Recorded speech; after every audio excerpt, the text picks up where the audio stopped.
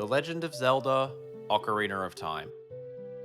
It's a title I grew up with, a title that grew alongside me. It's the first Zelda game that I saw the credits for, and it's the first Zelda game I truly fell in love with. It's a title that will seemingly never leave the public consciousness, at least within the sphere of video game discussion. Part of me has been apprehensive to make this video. How do I even begin to approach this monumental title? No matter how many times I write and rewrite this script, something always feels off. Discussing this game feels like a Herculean task, but I can't ignore Ocarina in this series where I'm hopping around Zelda's history, no matter how daunting making a video about it may be. It's a very important entry for the franchise, for millions of people, and for me personally. This video is going to take a slightly different approach compared to the rest. My reflection on Ocarina will feel entirely unique when pitted against the videos I've made before it, and will make after it. It sits in a very unique position, being part of the rare breed of Zelda games that I'd actually played and beaten before this anthology was even conceived. The other game being Breath of the Wild. Ocarina may not be the only Zelda that I've beaten prior to my guy talking about video games on the internet stage of life began, but it may as well be. Unlike Breath of the Wild, it's a Zelda game that I feel compelled to revisit time and time again. Chances are that if you've clicked on this video, you already know a lot about Ocarina of Time. There are countless reviews, walkthroughs, video essays, analyses, and critiques scattered across the internet. Every tiny detail of this game has been dissected down to its core, from story aspects to character design, and even the code itself.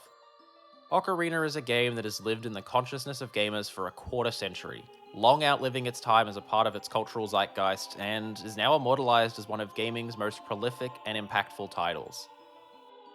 I love Ocarina, I truly do.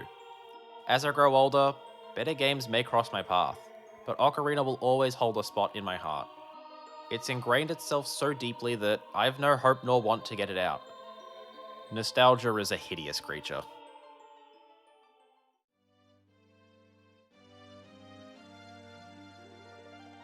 I was introduced to YouTube around 2008, and by extension, the wider internet. When I wasn't messing around on Neopets or Club Penguin, I was watching video after video on YouTube. One of my childhood friends and I were rabid little Nintendo fans, so eventually we stumbled upon the big Nintendo-centric creators at the time. Listening to these guys play and talk about what we at the time considered old Nintendo games was incredible. I have fond memories of games that I'd never heard of prior to watching them online, and now a few of those games are some of my favorites. Some of these games may have aged like milk left out in the sun on a hot summer's day, but others have remained masterpieces in the eyes of many. One such title is, obviously, The Legend of Zelda: Ocarina of Time. My first hands-on experience with Ocarina was around 2010. One of my friends managed to get it running on one of the Nintendo PCs in the computer lab at school. He showed me and a couple other friends the Temple of Time as adult Link. Looking back, I think he just wanted to show us how terrifying the redeads were, and let's be honest, still are. Jump forward a few weeks or so, and that same mate had his Nintendo 64 hooked up at home. I was at his house to hang out, and as any self-respecting 11-year-old did at the time, we set up a video camera in front of the TV, sat down on our beanbags, and recorded us playing Ocarina in the hopes of becoming a big YouTube Let's Player. From memory, we got as far as Hyrule Castle Town, and that was about it. There was no part 2. In the end, the footage never actually left that camera, and I honestly doubt that my friend remembers anything about the recording we did that day, but my brain works in funny ways. The memory of that quiet afternoon, the sun gently beaming in through the window of his games room, remains insanely vivid to me all these years later. Jump forward again to early 2011. The 3DS is launching, Ocarina of Time 3D is confirmed for June. I'm ecstatic. I pre-ordered the Ocarina edition, which would become the first of many pre-orders I'd make over the years, and I pick it up on launch day. I mess around with the physical Ocarina that's included with it for all of 10 minutes, and then I boot up the game. Ocarina 3D is extraordinarily special to me. 90% of the reason I hassled my parents into helping me buy a 3DS at its launch was because I knew that Ocarina was around the corner. I don't know what I did for a couple of months between those two release dates, because I think the only 3DS game I owned prior to Ocarina was Asphalt 3D, and even a young Chandy realized that game was not good. Over the next few years, I'd beat Ocarina 3D countless times. I did several normal runs, a couple Master Quest runs, and some 3 Heart runs. I adored this game, even if I didn't aim for 100% completion each time. After beating the game, I'd wander around Hyrule, hanging out at my favorite locations, and absorbing myself completely into the world. I think it was the first game I played where I actually paid attention to the story. I played plenty of games before Ocarina that had stories, but I'd often mash through the dialogue so I could get back to running around. The Pokemon games come to mind. I may dread the slow crawl of the text boxes nowadays, but back then, it truly captured me. Maybe because I couldn't mash through a lot of it, but it captured me nonetheless. As the years went on, I'd eventually attempt randomizers and even a multi-world with a friend. As of writing, I've still yet to actually complete a randomizer, but I've been getting closer every time. In my current randomizer attempt, I'm up to the 6th dungeon, which is a lot further than I've ever been. Fast forward to mid-2020. Yes, that time. My brother-in-law had given me his childhood Nintendo 64, my aunt had given me an old CRT to use with said N64, and a lovely stranger on Facebook Marketplace sold me a copy of Ocarina. Although I'd never truly experienced the pure 90s-ness of it all, I set up my bedroom to replicate all those "it's a warm summer night, you're on vacation and just got an N64 for your birthday" scenarios that you'd see all over Reddit. I plugged in the console, slotted in the cartridge, closed the blinds, turned off the lights, and booted up the game. Hearing the iconic title screen sequence through the crude speaker setup I'd fashioned was divine. My hair stood on end and a shiver went throughout my body as Epona's hoofs bellowed throughout my bedroom. As the piano and ocarina slowly faded in, I was hit with an overwhelming feeling. It's hard to describe, but the best way I can describe this moment is that it felt like I was experiencing a nostalgia that was not my own. I didn't grow up with the game in this way, but for a brief period, part of me felt like I had.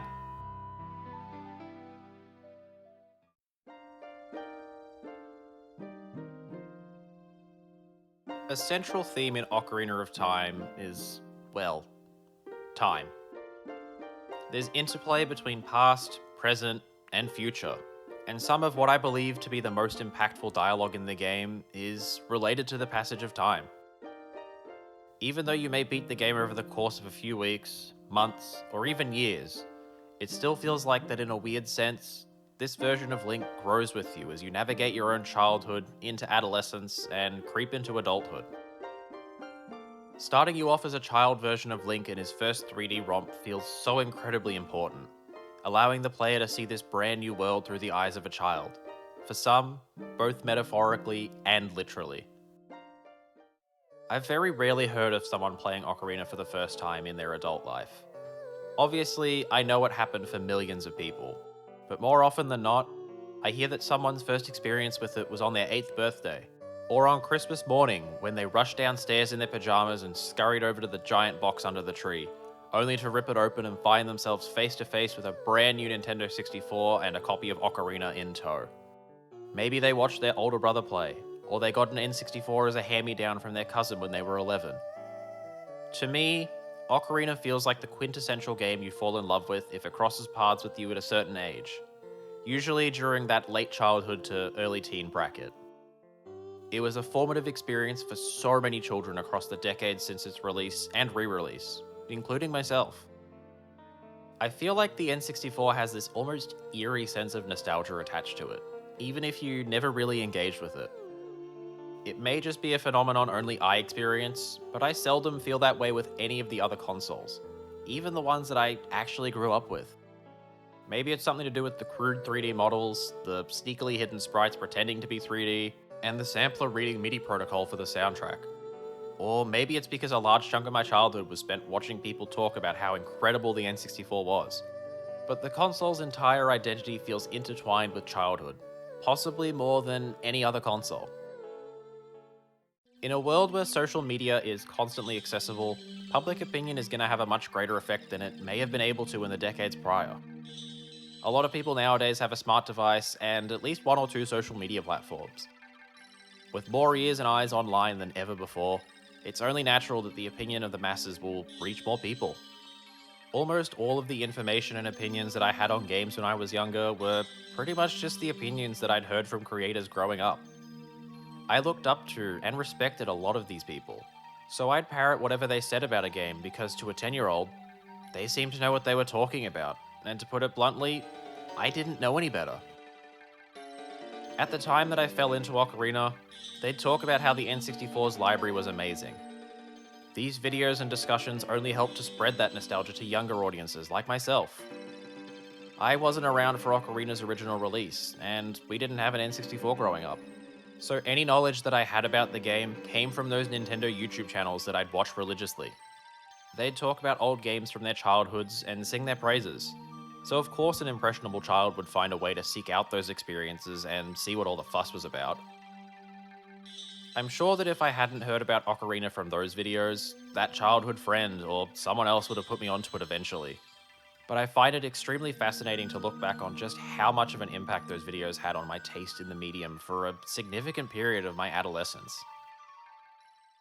Now that I'm older and hopefully slightly more aware of the world, I recognize that idolizing those creators and their opinions wasn't exactly healthy. Even if you remove any controversies that would maybe come to surround certain creators in the years to come, they're not perfect people, and neither am I. Taking whatever they would say at face value and deciding that it was law was a little detrimental to how I would experience the medium as a whole. There's undoubtedly some games that I missed out on because a YouTuber I liked said that they were bad or disappointing. As I continue down this path of being a creator discussing pieces of media, I'm trying to be cognizant of the fact that my words will have the potential to sway people. Even if it only affects a handful, I want to do my best to put my opinions out there as clearly as possible and make sure that everyone is aware that they're just that, my opinions. Coming to realize that I was so swayed by those creators as a kid, I'm doing what I can to ensure that anyone who comes across these videos knows that they're a deeply personal reflection on my time with a game. They're going to be extremely subjective. I may make a point here or there that resonates with some viewers, but I don't want my fans to take my opinions on a game to heart just because I said it. At this stage in life, I can't see any of my videos going down a pure review skew. There's plenty of reviews of every game out there, and me regurgitating the same information about level design, characters, and boss fights, then giving it a score out of an arbitrary number is just not my speed. I want to be the guy that gives you a peek into his brain when he's playing something. I may love Ocarina, but I know it's far from perfect. A lot of the gripes that people have had with it over the years have been fixed with mods, and I tip my hat to the very talented and dedicated fans that make the game run smoother, faster, and make it generally more accessible to a wider audience. However, not everyone has the ability to play and mod games for the Nintendo PC, so I don't exactly blame them if they don't want to go through all that effort just for an Ocarina experience that would feel and play a bit more modern. Playing it with these mods would help newcomers feel the way that myself and many others played it back in the day. As it stands right now, the most accessible way to play Ocarina is through the expansion pack for Nintendo Switch Online. It had a rocky launch, but it's in a better state now. It's not exactly the ideal way to experience Ocarina, but it's at the very least serviceable. It's my go-to method for quickly booting up the game to scratch that nostalgic itch or to grab some footage because it's just so handy. Back in the day, I never noticed the game chugging or how the controls felt weird. I just played. Granted, most of my hours were on the 3DS version, which is just an incredible remake. But even now, when I go back to play the '98 original, I don't find any of the above problems, well, a problem. N64 games live in this interesting state where once you understand how the controller works, it all comes together and clicks. Ocarina can be stiff and clunky at the best of times, but I never have to stop and figure out how to control everything. It's all second nature at this point.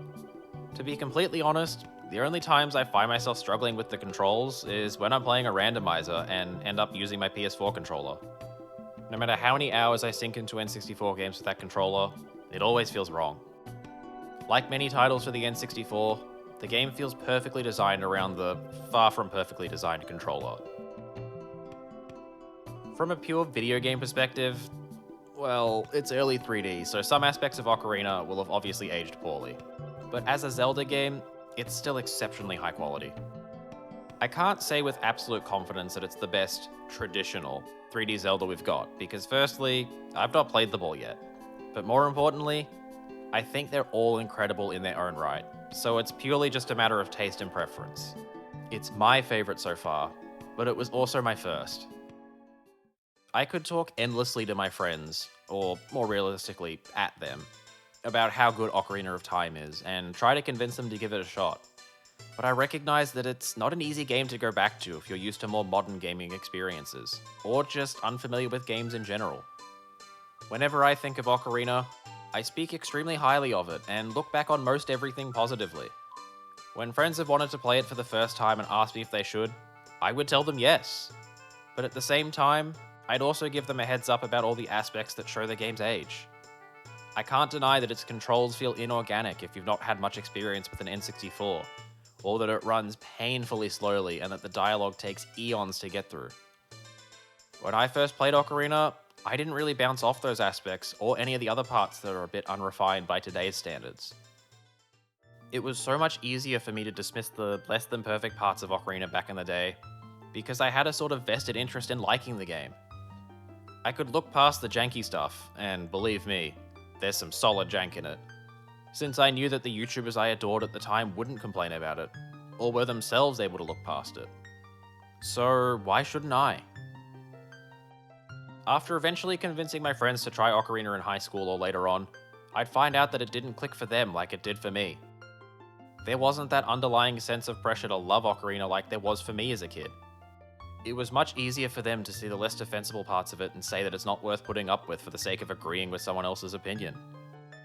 At the time, I thought they were crazy for not loving it, but it makes so much more sense to me now. They didn't feel a need to love it like I did.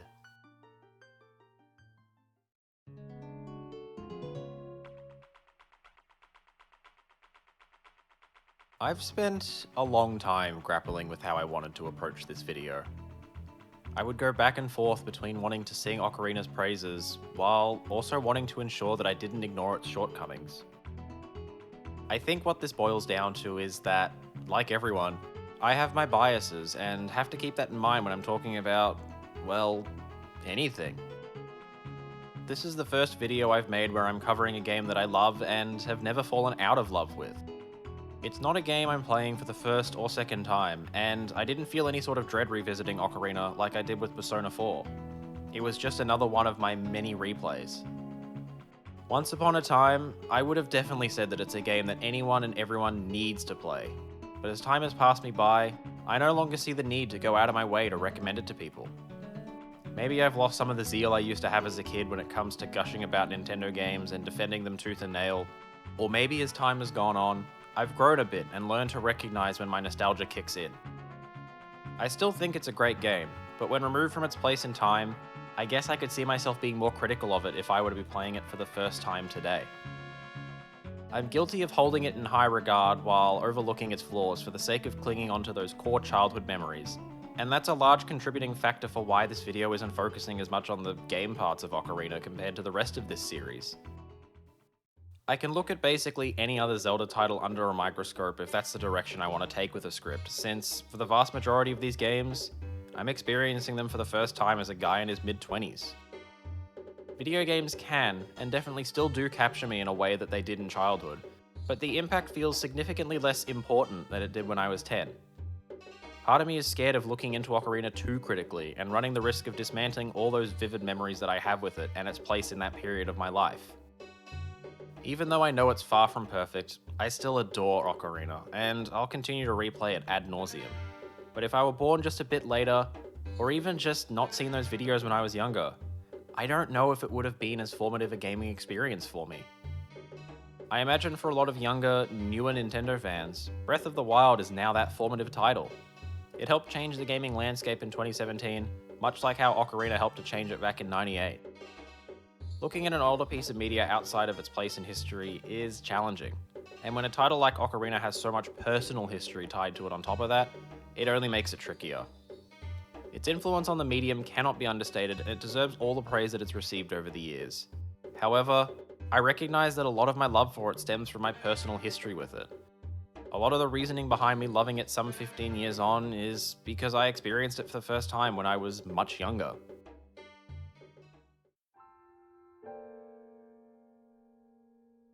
It's difficult for me to talk about Ocarina.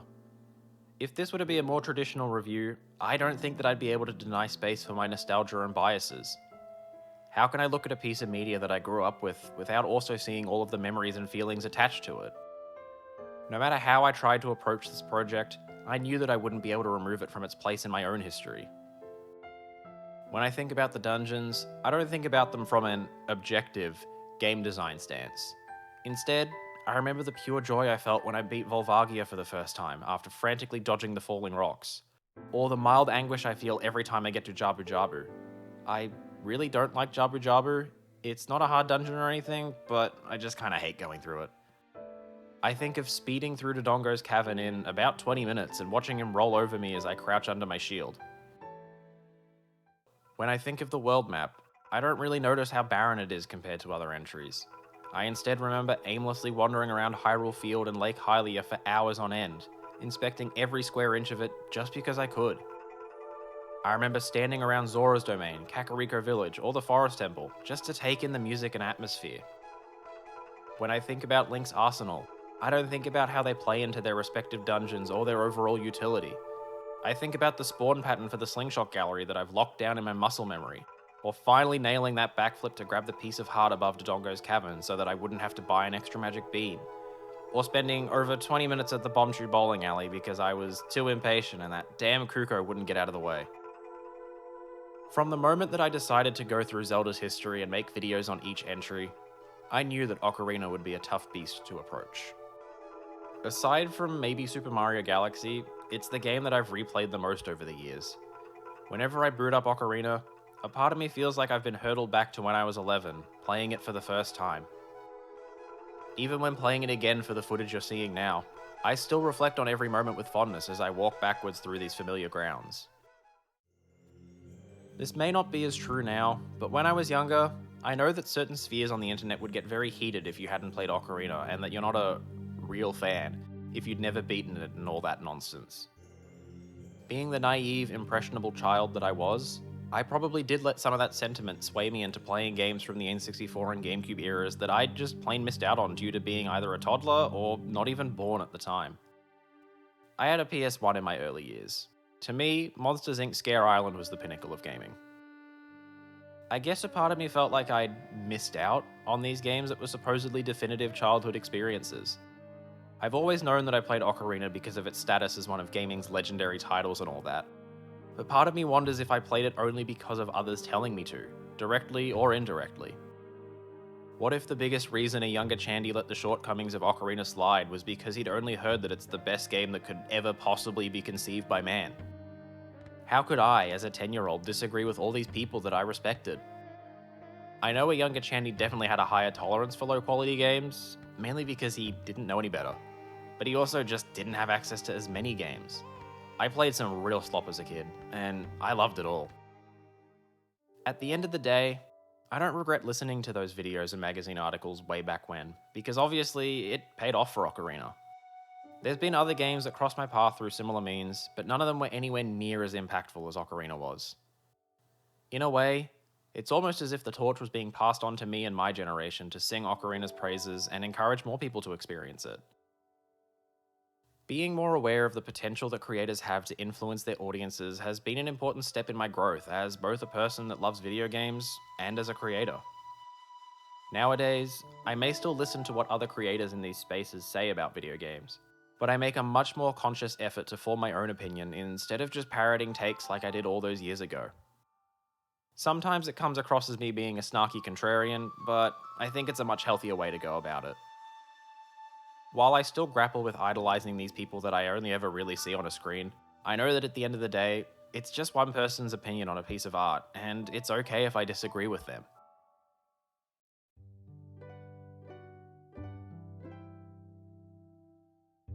Sitting down to talk about Ocarina of Time and the wider discussion surrounding my relationship with it like this has helped me to uncover some feelings towards it that I may not have necessarily encountered otherwise. Funny how that's a sort of through line for my videos, hey? Putting my thoughts into words helps to paint a clearer picture for me, and looking deep within to figure out why I feel how I do towards certain games is honestly kind of therapeutic. It shows me these titles that I've for some reason deemed important in a new light, and I really like that. Ocarina sits in the unique position of being the one Zelda game that I truly grew up with, so of course this video would feel completely different to make. It's a game that I felt had an immense amount of pressure put on it to love, even if it was perceived pressure. And while I do still love it, it's been extremely fascinating to uncover the roots of my deep-seated love for this game. I think if anything, this video has helped me to recognize and come to terms with the fact that nostalgia does have quite a bit of power over me. I don't think anything will ever make me not love Ocarina. I may grumble and groan about certain parts when I replay it pretty much every year, but it's comforting to know that my love for it hasn't blinded me to its foibles. I would have called it a perfect game a number of years ago. I would have argued tooth and nail to defend its status as the best video game ever created, and would bury my head in the sand whenever someone would make a counter-argument. But now, I can say with my head held high and my whole chest that it's a perfect game to me. Even if this massive Zelda undertaking results in me finding a new favorite entry in the franchise, I know that deep down, the memories that I have with Ocarina will always be there. And no new favorite can ever take that away from me.